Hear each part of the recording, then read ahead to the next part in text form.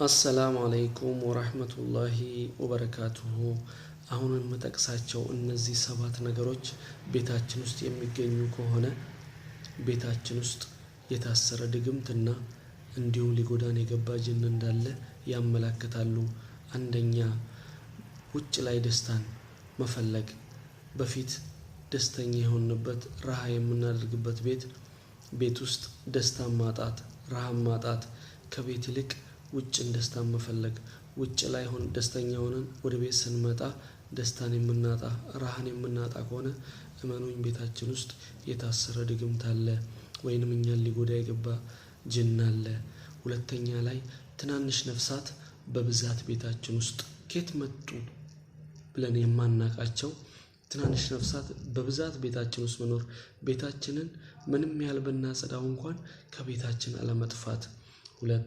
ሶስተኛ ደግሞ ቤታችን ውስጥ ከየት መጣ የማይባል መጥፎ ጠረን፣ መጥፎ ሽታ፣ ምንም ያህል ቤታችንን ብናጸዳው ምንጩ ያልታወቀ መጥፎ ሽታ መኖሩ ቤታችን ውስጥ የታሰረ ድግምት ወይንም ደግሞ እኛን ሊጎዳ የገባ ጅን እንዳለ ያመላክታል። አራተኛ ላይ ቤታችን ውስጥ በትንሹም በትልቁም መጨቃጨቅ። በፊት ተቻችሎ በደስታ የሚኖሩ ባልና ሚስት፣ ልጆች፣ የቤተሰብ አካላት ሊሆኑ ይችላሉ።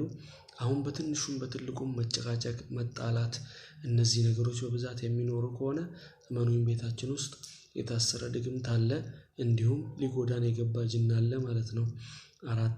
አምስተኛ ላይ ስኬታማ አለመሆን፣ ያቀድናቸው እቅዶች ከግብ አለመድረስ። ተማሪ ሊሆን ይችላል፣ በፊት ጎበዝ ተማሪ በትምህርቱ ደካማ መሆን። ንግድ ላይ ሊሆን ይችላል፣ በፊት ስኬታማ የሆንባቸው ንግዶች ከእጃችን መውጣት፣ ስኬት ማጣት። እመኑኝ እነዚህ ነገሮች በፊት ያልነበሩ በድንገት የሚከሰቱ ነገሮች ከሆኑ ቤታችን ውስጥ የታሰረ ድግምት አለ፣ እንዲሁም ሊጎዳን የገባ ጅን አለ ማለት ነው። ስድስተኛ ላይ በህልማችን ጥቁር ውሻ ወይንም ደግሞ እባብ በተደጋጋሚ የቤት ውስጥ ያለ ሰው አካል ማየት። እነዚህ ነገሮች ቤታችን ውስጥ ሊጎዳን የገባ ጅን እንዳለ ነው የሚያመላክቱት። ሰባተኛ ላይ በሽታ ቤታችን ውስጥ መብዛት።